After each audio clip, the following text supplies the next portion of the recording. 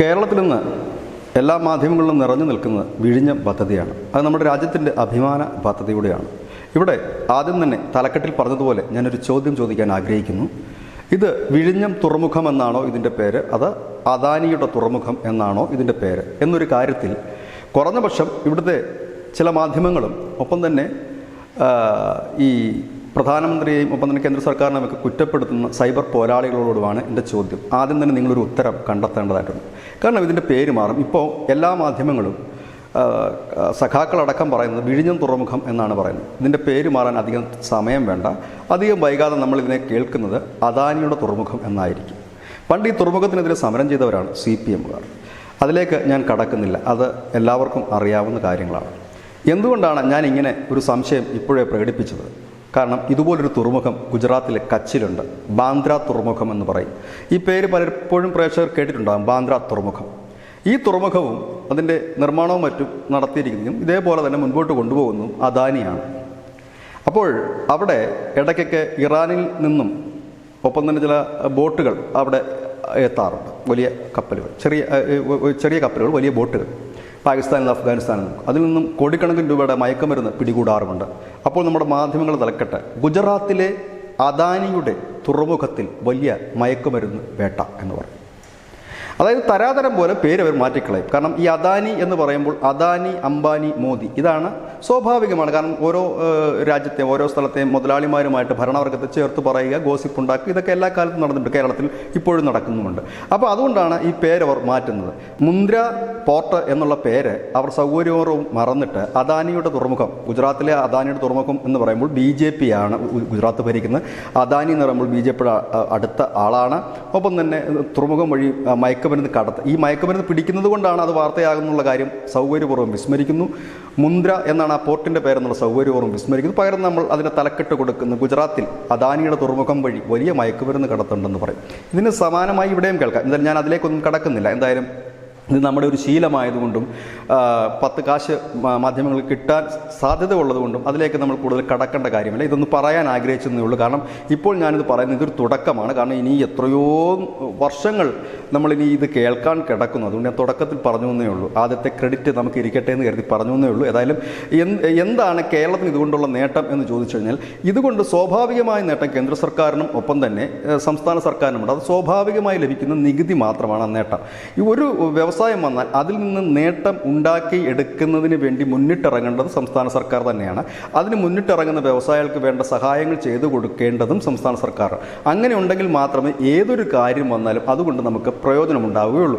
ഈ കേരളത്തിൽ എന്തുകൊണ്ടാണ് ഈ അവസ്ഥ വന്നതെന്ന് ചോദിച്ചു കഴിഞ്ഞാൽ, ഇവിടെ മുതലെടുക്കാൻ തയ്യാറായിട്ടൊരു ഫാക്ടറി തുറക്കുന്നവൻ്റെ മുൻപിൽ കൊടികുത്തി സമരം ചെയ്താൽ ആ കമ്പനി പൂട്ടിപ്പോവുകയുള്ളൂ. പകരം അതൊരു പൊന്മുട്ടയിടാൻ താറാവാണെന്ന് നാം തിരിച്ചറിയുകയും അതിന് മുട്ടയിടാനുള്ള സൗകര്യങ്ങൾ ചെയ്തു കൊടുക്കുകയും ചെയ്താൽ അത് കാലങ്ങളോളം നിലനിൽക്കും.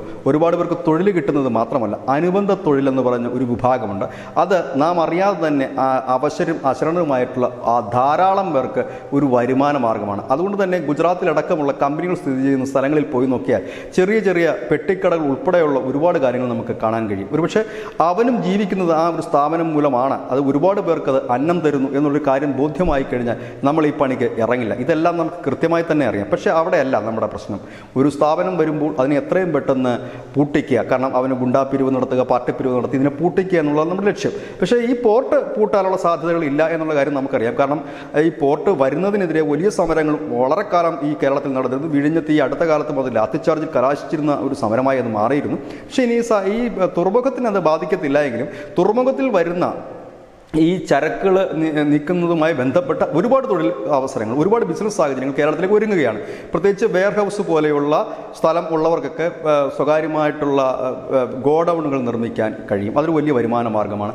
അനുബന്ധമായ ഹോട്ടലുകൾ ഉണ്ടാകാം, ഈ താമസ സൗകര്യങ്ങളുണ്ട്, റിസോർട്ടുകളുണ്ട്. അങ്ങനെ അനവധി കാര്യങ്ങൾ നടക്കുന്നു. സംസ്ഥാന സർക്കാരും ഒപ്പം തന്നെ ഇപ്പോൾ നമ്മൾ സുരേഷ് ഗോപിയൊക്കെ കേന്ദ്ര ടൂറിസം സഹമന്ത്രി ആയിരിക്കും സാധ്യത, അവരെ കൂടെ ക്ലബ്ബ് വെച്ച് മുൻപോട്ട് കൊണ്ടുപോകാമെങ്കിൽ തിരുവനന്തപുരം വരെ, കുറഞ്ഞ പക്ഷം കൊച്ചി വരെയെങ്കിൽ, തിരുവനന്തപുരം തിരുവനന്തപുരം ടു കൊച്ചി കപ്പൽ യാത്ര, വിനോദ യാത്ര നടത്താനുള്ള സാഹചര്യം ഒരുങ്ങുന്നുണ്ട്.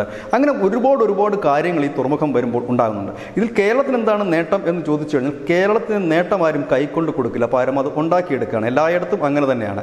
ഇവിടെ സ്വാഭാവികമായൊരു നേട്ടം ഉണ്ടാകും. ഇപ്പോൾ അവിടെ വന്ന് ഷിപ്മെന്റ് നടക്കുമ്പോഴും മറ്റുമൊക്കെ സംസ്ഥാനത്തിന് കിട്ടേണ്ട നികുതി മാത്രം കിട്ടും. പക്ഷേ അതിനപ്പുറത്തേക്ക് ആ ഒരു ഏരിയ ഇല്ലെങ്കിൽ ആ ഒരു സംസ്ഥാനത്തിൻ്റെ കുറച്ച് ഭാഗത്തേക്കെങ്കിലും വികസനം എത്തിക്കണമെങ്കിൽ സർക്കാർ മുൻകൈ എടുക്കുക തന്നെ വേണം. എന്തുകൊണ്ടാണ് ഇത് പറയേണ്ടി വരുന്നത് എന്ന് ചോദിച്ചു കഴിഞ്ഞാൽ നമുക്കിതെല്ലാം അറിയാമെങ്കിൽ പോലും ഇതിനെ മുന്നിട്ടിറങ്ങുന്നവരുടെ ആ ഒരു മുന്നിലുള്ള വഴി അടക്കിയ നമ്മുടെ ഒരു ശീലമായതുകൊണ്ട് മാത്രമാണ്.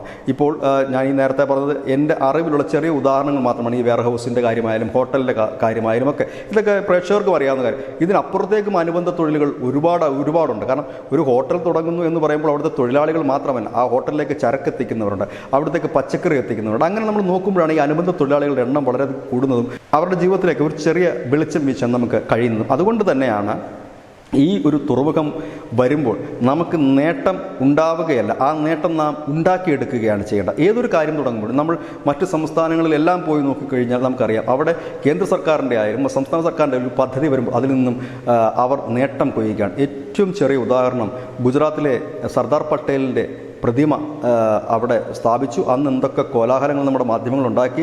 കാക്കയ്ക്ക് തൂറാനൊരു പ്രതിമ എന്ന് പറഞ്ഞവരാണ്. ഇന്ന് അവിടെ വർഷം എത്ര കോടി രൂപയാണ് അവിടുത്തെ ആ ട്രസ്റ്റ് ഉണ്ടാക്കുന്നത് എന്ന് അറിയണം. ഒപ്പം തന്നെ അവിടുത്തെ ഓട്ടോറിക്ഷ തൊഴിലാളി വനിതകളാണ് അവിടെ ഓട്ടോറിക്ഷ തൊഴിലാളികൾ.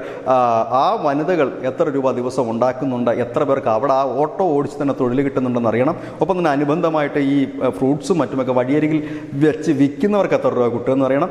ഇതൊക്കെ നമ്മൾ അറിയണം. ഒരു പ്രതിമയിൽ നിന്നാണ് അവർ എല്ലാ വർഷവും 2500 കോടി ടു 3000 കോടിയിലേക്ക് എത്തത്തക്ക രീതിയിലുള്ളൊരു പ്രയാണം അവർ നടത്തിയിരിക്കുന്നത്. വലിയ രീതിയിലുള്ള ഒരു കളക്ഷനാണ് അവർ നടത്തുന്നത്. കോടിക്കണക്കിന് രൂപയാണ് അവർക്ക് വാർഷികമായി കിട്ടുന്നത്. അവിടെയുള്ള തൊഴിലാളികളെല്ലാം സംതൃപ്തരാണ്.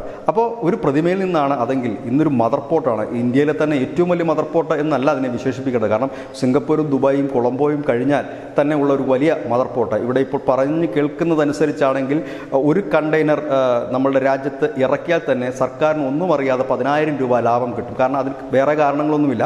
മുമ്പ് നമ്മുടെ ഈ കണ്ടെയ്നറും മറ്റുമൊക്കെ ദുബായിലെ പോർട്ടിൽ വന്നിട്ട് അവിടുന്ന് നമ്മൾ ഇങ്ങോട്ടേക്ക് ചെറിയ ഷിപ്പുകളിലും മറ്റും കൊണ്ടുവരേണ്ട ഒരു അവസ്ഥയാണ്. കാരണം വലിയ മദർ ഷിപ്പുകളൊന്നും വന്നിട്ട് ഡെക്ക് ചെയ്യാനുള്ള അല്ലെങ്കിൽ അതിന് നങ്കൂരമിടാനുള്ള സൗകര്യങ്ങൾ നമ്മുടെ പല തുറമുഖങ്ങളും ഇല്ലാത്തത് കൊണ്ടാണ് നമ്മൾ ആ രീതിയിൽ ചരക്ക്. അതിന് ഒരു കണ്ടെയ്നറിന് 10,000 രൂപ നമുക്ക് ചിലവ് വരുമായിരുന്നെങ്കിൽ ഇപ്പോൾ നമുക്ക് ആ ചിലവ് കുറഞ്ഞു കിട്ടിയിരിക്കുന്നു.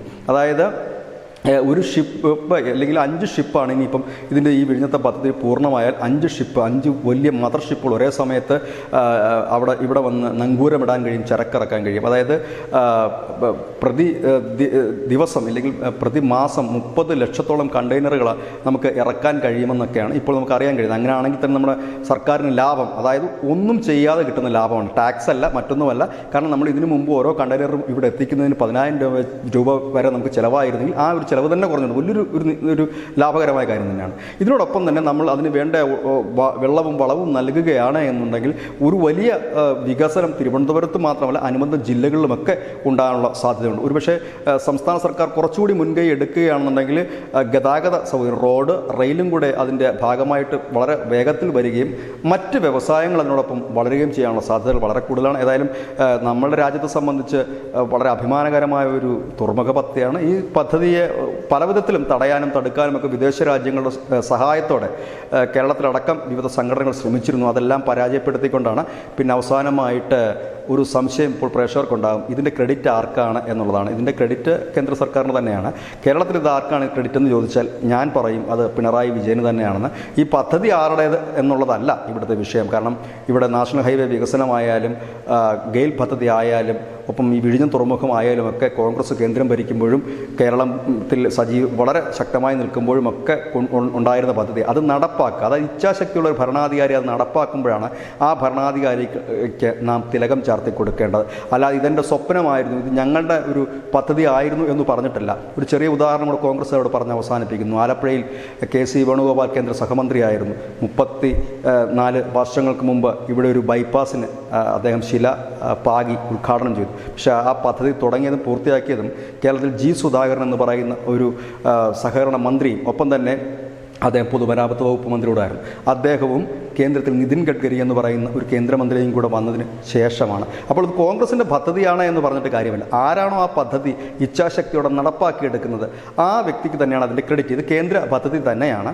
ആ പദ്ധതി നടപ്പാക്കിയെടുക്കുക, അല്ലെങ്കിൽ കേന്ദ്ര പദ്ധതികളെല്ലാം സംസ്ഥാന സർക്കാർ തന്നെയാണ് നടപ്പാക്കി കൊടുക്കേണ്ടത്. എന്തുകൊണ്ട് നമ്മുടെ റെയിൽവേ, ഈ തീരദേശ റെയിൽവേ ഒക്കെ ഇഴഞ്ഞു നീങ്ങുന്നു എന്ന് ചോദിച്ചു കഴിഞ്ഞാൽ സ്ഥലമെടുപ്പ് പോലും ഇവരെ പൂർത്തിയാക്കാത്തതുകൊണ്ടാണ് ഡബിളിംഗ് നടക്കാത്തത്. അതുകൊണ്ടാണ് നമ്മുടെ പല ട്രെയിനുകളും വളരെ താമസിച്ച് പോകേണ്ട ഒരു സാഹചര്യം വരുന്നത്. അതുകൊണ്ട് നമ്മൾ ത്വരിതഗതിയിൽ ആ സംസ്ഥാന സർക്കാർ അതിനോടൊപ്പം നിന്ന്, അതിലൊക്കെ പിണറായി സർക്കാരിനോട് നമ്മൾ അതിൽ എല്ലാ രാഷ്ട്രീയം മറന്ന് അദ്ദേഹത്തിന് എല്ലാവിധ ഐക്യദാർഢ്യവും പ്രഖ്യാപിക്കുന്നുണ്ട്. കാരണം ഈ നാഷണൽ ഹൈവേ പോലുള്ള കാര്യങ്ങൾ ഉമ്മൻചാണ്ടി സർക്കാരിൻ്റെ കാലത്ത് വന്നതാണ്. പക്ഷേ അതിന് ഇരുവശവും താമസിക്കുന്ന വോട്ട് ബാങ്കിനെ ലക്ഷ്യമിട്ടുണ്ട് ആളുകളെ ഒഴിപ്പിക്കാൻ കഴിയില്ല എന്ന ഒരു ശാഠ്യ നിലപാട് ഉമ്മൻചാണ്ടി സർക്കാർ ഏറ്റെടുത്തു എന്നുള്ളത് കൊണ്ടാണ്. പക്ഷേ ഇപ്പോഴത് മാറിയിരിക്കുന്നു. അത് മാറാനുണ്ടായ കാരണം പിണറായി വിജയൻ്റെ വലിയ മനസ്സുകൊണ്ടായിരുന്നില്ല. പകരം റോഡിന് പാച്ച് വർക്കിന് വേണ്ടി കേന്ദ്രം ഫണ്ട് കൊടുക്കുമായിരുന്നു. ഇപ്പോൾ ഫണ്ടിനായി ചെന്നപ്പോൾ കേന്ദ്രമന്ത്രി നിതിൻ ഗഡ്കരി പറഞ്ഞു, ഇനി പാച്ച് വർക്കിന് ഫണ്ടില്ല, പകരം നിങ്ങൾ ഹൈവേ പണിയും. എല്ലാ സംസ്ഥാനങ്ങളും ഇപ്പോൾ ദേശീയപാത പണിത് കഴിഞ്ഞിരിക്കുന്നു. അതുകൊണ്ട് കേരളത്തിൽ ഇനി നാഷണൽ ഹൈവേ നിങ്ങൾ പൂർത്തിയാക്കും. അതിൻ്റെ എല്ലാ മെയിൻ്റനൻസ് കോസ്റ്റുകളും നോക്കുന്ന നാഷണൽ ഹൈവേ അതോറിറ്റിയാണ്. അല്ലാതെ നിങ്ങൾ ഈ പാച്ച് വർക്ക് എത്ര നാൾ ചെയ്തുകൊണ്ടിരിക്കും എന്ന് ചോദിച്ച് സ്ട്രിക്റ്റായിട്ടൊരു നിലപാടിലേക്ക് നിതിൻ ഗഡ്കരി പോയതിൻ്റെ ഭാഗമായിട്ടാണ് കേരളത്തിലെ സംസ്ഥാന സർക്കാർ ദേശീയപാത വികസനത്തിന് സ്ഥലം ഏറ്റെടുക്കുകയും പണിയുകയും ചെയ്തത്. ആദ്യം വലിയ എതിർപ്പ് ഉയരുമെന്ന് പ്രതീക്ഷിച്ചിരുന്നെങ്കിലും ഒരു എതിർപ്പും ഉയർന്നില്ല എന്ന് മാത്രമല്ല, റോഡിൻ്റെ ഇരുവശത്തും താമസിക്കുന്ന ഒരു വിഭാഗം ജനങ്ങളെങ്കിലും സ്ഥലം അങ്ങോട്ട് കൊടുക്കാൻ തയ്യാറായി. കാരണം വലിയ തുകയാണ് ഈ പദ്ധതിക്ക് വേണ്ടി, അതായത് സ്ഥലം കൊടുക്കുന്നവർക്ക് ലഭിക്കുന്നത്. അതുകൊണ്ട് തന്നെയാണ് ആളുകൾ സ്ഥലം കൊടുക്കാൻ തയ്യാറായതും. അതുപോലെ തന്നെ ഗെയിൽ പദ്ധതി, അതും ഒന്നാം മോദി മന്ത്രിസഭയുടെ കാലത്ത് പിണറായി വിജയൻ എന്ന് പറയുന്ന നേതാവിൻ്റെ ഒരു ഇച്ഛാശക്തിയോടെ ലാത്തി ചാർജ് ഉൾപ്പെടെയുള്ളവ നടന്നു. വെടിവെപ്പ് നടക്കുമെന്ന് നാം പറഞ്ഞു, ഒന്നും സംഭവിച്ചില്ല, നടന്നു. വിഴിഞ്ഞം പദ്ധതിയെ വലിയ ശക്തമായ രീതിയിൽ എതിർപ്പുമായി മുന്നിട്ടിറങ്ങി. അവിടെയും കേന്ദ്രമന്ത്രി അമിത്ഷാ തന്നെയായിരുന്നു അതിന് മുന്നിൽ നിന്നത്. അത് നടത്തിയെടുക്കേണ്ടത് കേന്ദ്രത്തിൻ്റെ ഒരു ആവശ്യം തന്നെയായിരുന്നു.